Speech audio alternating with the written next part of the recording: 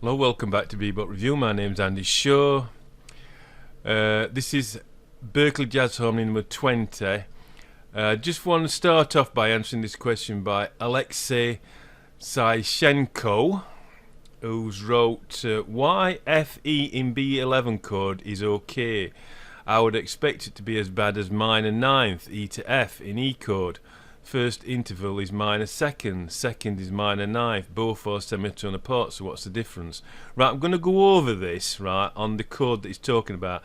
Right, what he's talking about is when I was talking about seventh chords. I'll just show you. Okay, so this is the chord that he's talking about. It's chord number 7 in the key of C major, right? Which is B minor 7 flat 5. I should have put a flat 5 there, so that's me making a mistake. So I've always told you to check up what I do as well. And this is the note he's talking about, this 11th, the E, right? He's saying F to E, E to F is a half a step, which is bad. But why is F to E okay? Well, it's a different interval. But the thing is, what you've got to do is, when you're talking about tensions, you're looking at a tension, remember, is an intervallic relationship with a chord. Now I'm going to just go over this just to show you that this note is actually okay, right? Okay, so this is the chord, B minor 7 flat 5, just write that down. Yeah, so this is the chord here, B minor 7 flat 5, okay. And what I want to look at is this tension here. See this tension here? So what I'm going to do is I'm showing you, if you look, I've actually wrote down each chord note in relation to its tension, because I actually want to show you the interval relation. Because remember that a tension is an intervallic relation with the members of a chord. So let's have a look at the first relationship. This first relationship is obviously 11th, this here, from here to here.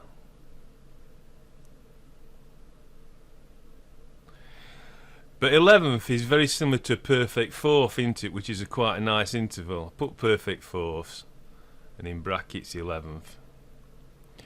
So that's quite a nice interval. So if you actually played that on a piano, the B to the E, you would get the 11th, which sounds quite nice because it's same as a perfect fourth. Now let's have a look at this interval here. What's this interval? This is the next interval it's making with this here, this D, you see. So D to E is a major ninth, isn't it? A major ninth. Write it up here.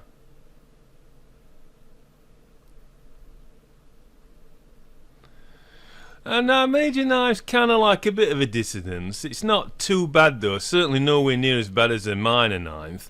So that's kind of acceptable, that D to E. Remember, it's above that D. Well, that's what you're looking at. You're looking at the note above the D, above this chord tone. So that's a major ninth, which isn't too bad. So let's have a look at this next one here, this one here, which is this F to E, right? Which is what Alexei was actually talking about. This interval here. Well, F to E is a major. Hold on. Major. Not very well written there. A major. Oops. Oops, a daisy. A major seventh, right? Now, a major seventh is actually considered to be a harsh interval, but it's not massively harsh compared to some notes, right? So we've got like this note's okay, perfect fourth's quite a nice sound, major ninth's okay, major seventh's a dissonance, it's a bit harsh, but it's not that bad.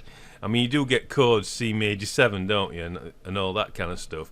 But it's that interval is considered to be a little bit harsher. Let's have a look at this last interval. Well, the interval from A to E, this interval here, is a perfect fifth. which is one of the nicest intervals. After an octave, a perfect fifth is the nicest. In fact, a perfect fifth and an octave actually sound very similar. You know what I mean? People who do ear tests actually get mixed up between octaves and perfect fifths because they sound so similar. So if you look at all those intervals, you've got that that's quite nice. You've got that that's quite very nice. You've got a ninth, which is not too bad. And the only harsh one is this major seventh, right?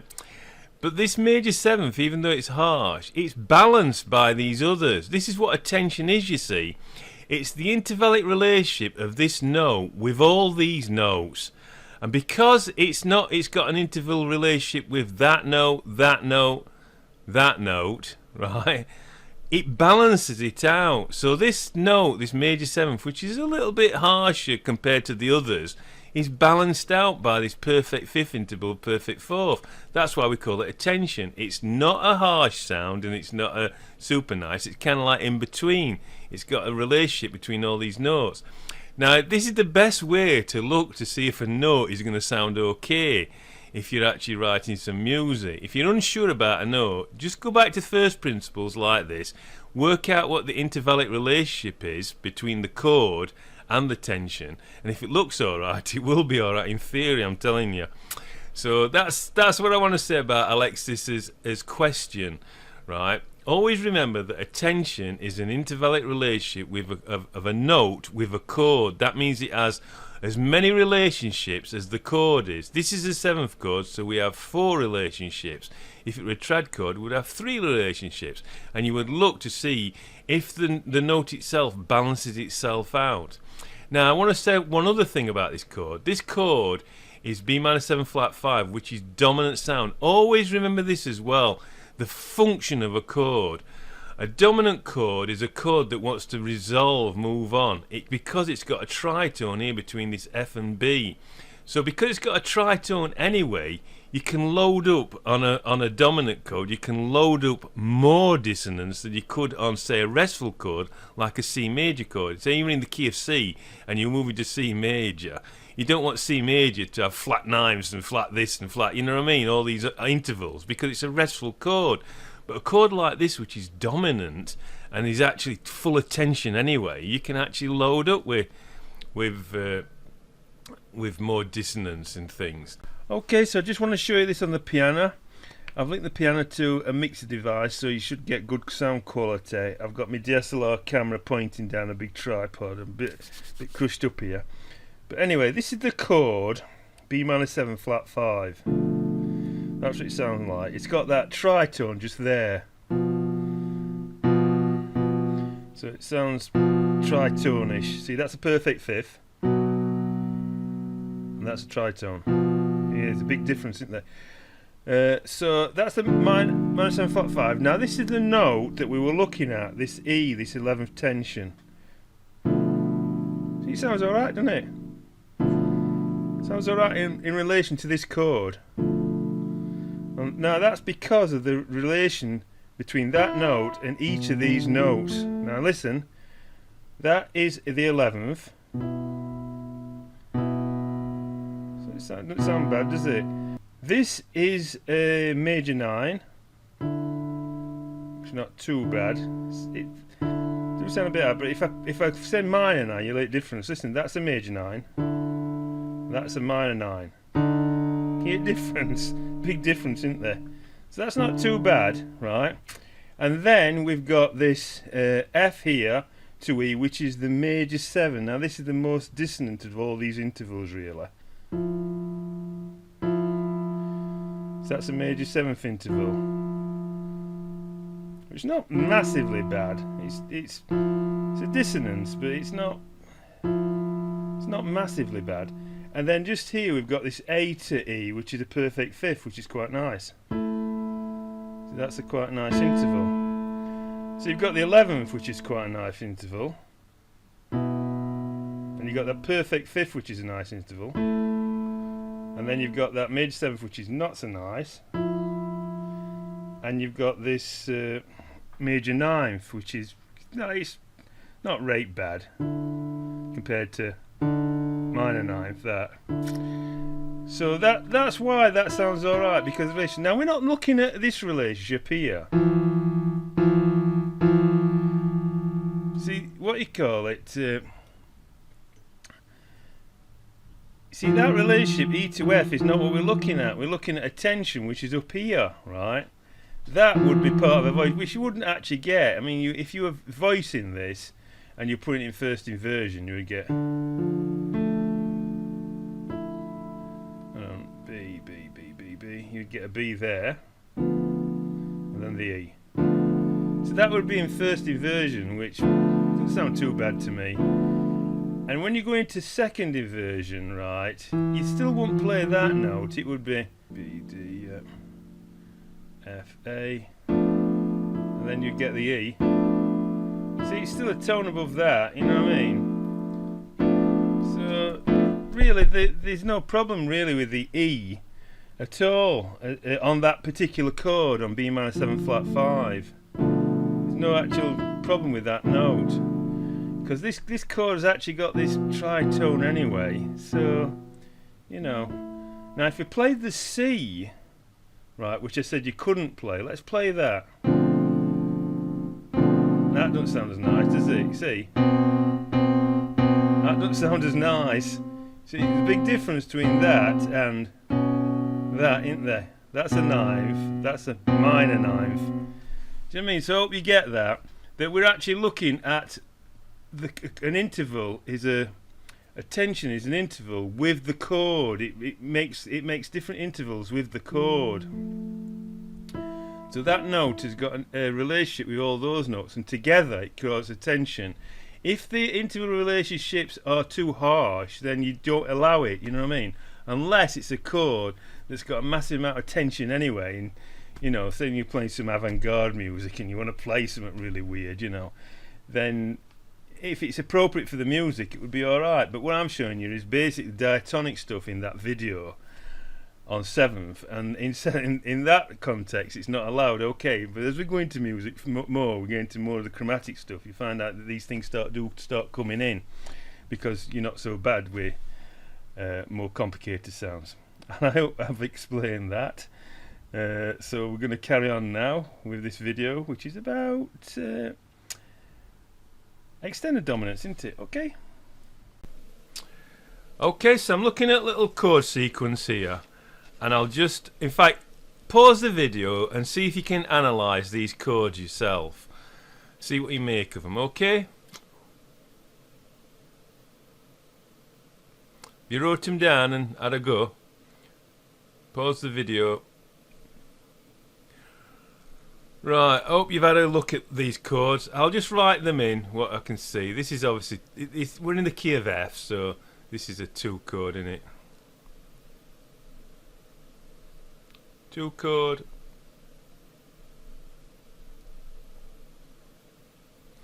Going to 5/7. Going to 1. This is a substitute for 1 chord. This is 3 minor 7. And we've got the same thing here. 2 minor 7. 5/7. Going to 1. Okay. Now what did you make of this chord here? This D minor 7, this one here. You might have said it was a 5/7 of 2, but it isn't.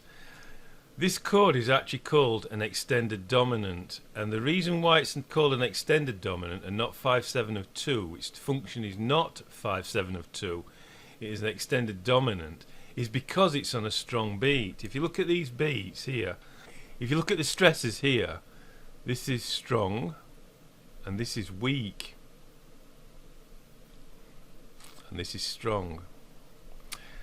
So it's strong going to weak, whereas a secondary dominant would be weak going to strong, wouldn't it? Would be resolving on a strong beat. But this is not the same. This is strong going to weak, okay?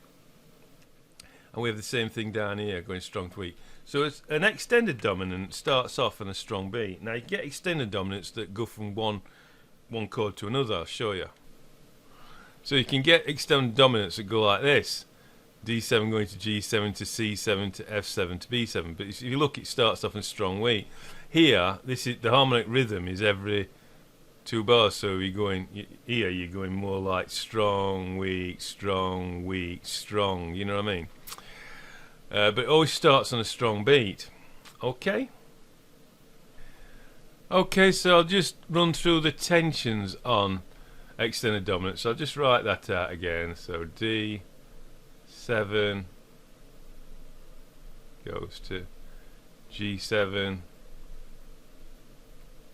goes to C7, goes to F. Okay.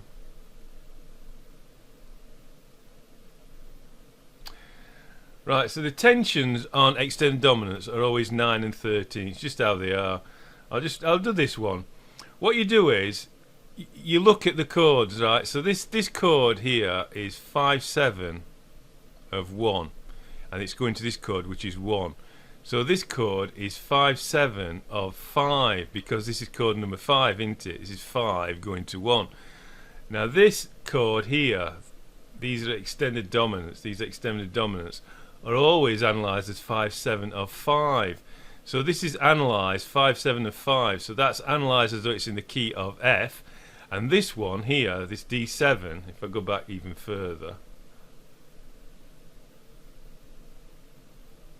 this is also 5/7 of 5. This one here, D7, I look at D7, you analyse it as though it's in the key of C, because it's a 5/7 of 5. So if this is analysed as 5/7 of 5, then it would be moving to 5/7 of 1, which would be, the 1 would be this C7, but obviously I'm keeping this going, so this is analysed as 5/7 of 5 because we're in the key of F. But you analyse this as though it's in the key of C, 5/7 of 5. So I'll just write it down, this chord: D, F sharp, A, C, and the tensions are the 9th, which is E. We're looking at the key, so it's C, D, E, F, G, A, B, C. That's what we're taking the tensions off. So we've got the E here, okay, which is the 9th.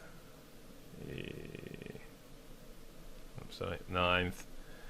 And then we're looking at the, we can't have the G because that's a minor 9th above that, and also it's pointing to this chord G, which you don't really want. You don't want to put a tension in that is pointing to the chord you go into. So the next tension would be the 13th, which would be the B here, which would be between here. So the next tension would be B. This would be the 13th. So that's the 9th, and that's the 13th, which we call a 13th, right?